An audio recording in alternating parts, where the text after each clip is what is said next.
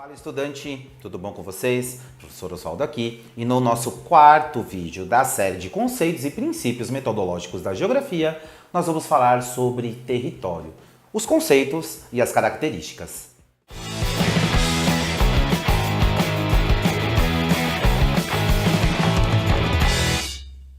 Você sabe o que é território?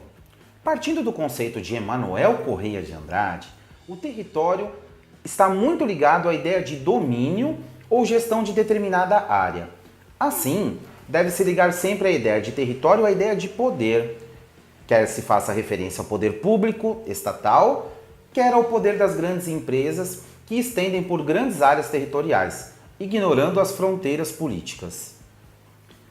O primeiro conceito de território que nós vamos falar é do território marítimo, que é uma faixa de águas costeiras de 12 milhas náuticas ou 22 quilômetros a partir de um litoral de um estado, que é considerado parte do território soberano daquele estado, executados acordos com os estados vizinhos, cujas costas distem menos de 14 milhas náuticas ou de 44 quilômetros. Falando um pouquinho do território marítimo brasileiro, o mar territorial brasileiro compreende uma faixa de 12 mil milhas de largura, medidas a partir da linha baixa-mar do litoral continental e insular. A soberania do Brasil estende-se ao mar territorial. Que detém o poder naval no Brasil é a Marinha do Brasil, que ao lado do Exército e Força Aérea tem a missão de zelar pela segurança do nosso país. Falando um pouquinho de território e espaço, podemos falar do espaço aéreo.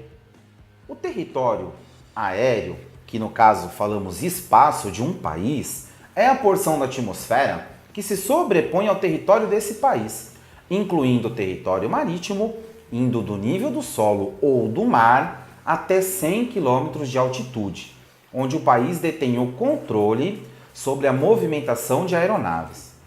A função de manter a soberania do espaço aéreo brasileiro é da aeronáutica. Um outro conceito de território que nós vamos abordar é o território continental, que é a superfície ocupada pela nação e circunscrita pelas suas fronteiras. A função de garantir a soberania da nação brasileira atualmente é do Exército Brasileiro.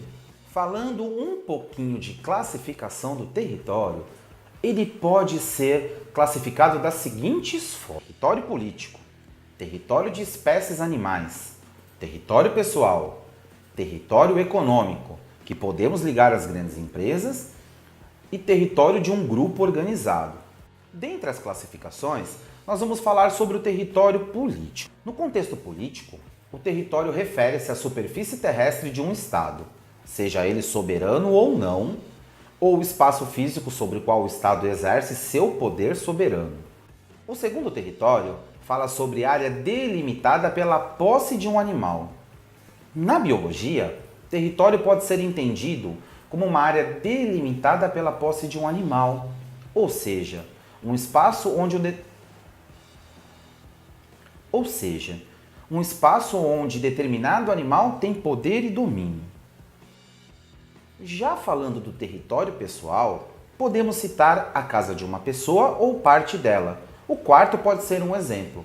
Também pode ser entendido como um território. Afinal, naquele espaço existe a relação de domínio e para visitá-lo é necessário uma autorização do proprietário. Vocês gostam que entre no seu território sem autorização de vocês? É muito importante pedir autorização, hein? Já falando do território econômico, que está ligado entre as grandes empresas, Milton Santos chama a atenção para esse território de empresas. Para o autor, o território como um todo é objeto da ação de várias empresas, cada qual preocupada com suas próprias metas e arrastando a partir dessas metas o comportamento do resto das empresas e instituições.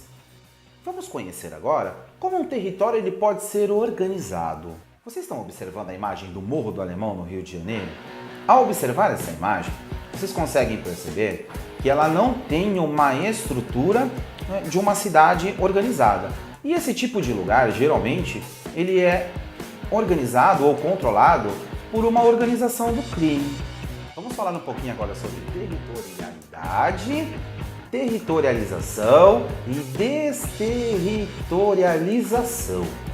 A territorialidade é a percepção que temos do poder exercido por um indivíduo ou um grupo em dado espaço geográfico. É algo mais cultural do que físico. Em um mesmo território, podem ocorrer muitas territorialidades.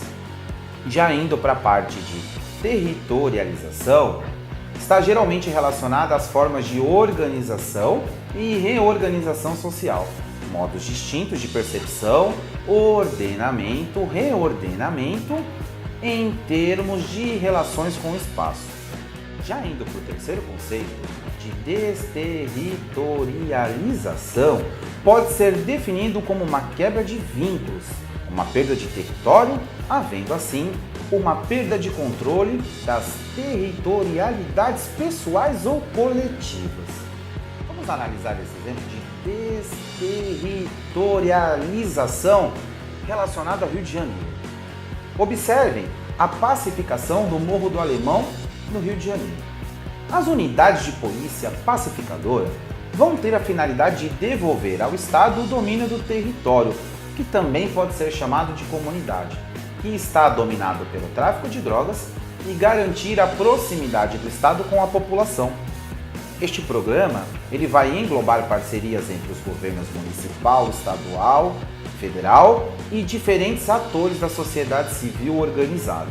Um outro exemplo de desterritorialização pode ser a retirada da população para a construção de uma hidrelétrica, por exemplo, que no caso nós estamos mostrando a de Santa Catarina. No momento em que há um deslocamento da população de um lugar a uma hidrelétrica, os custos vão ser altíssimos. Pessoas perdem parte da sua identidade, uma vez que perdem o território onde nasceram, cresceram e construíram uma história. Algum de vocês já passaram por esse processo? Não deixem de colocar aqui nos comentários, nós queremos saber. Beleza, pessoal?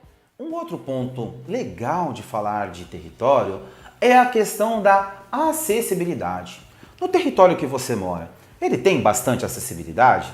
As pessoas que precisam muito desse termo, acessibilidade, conseguem usufruir do território de uma forma fácil ou de uma forma mais difícil?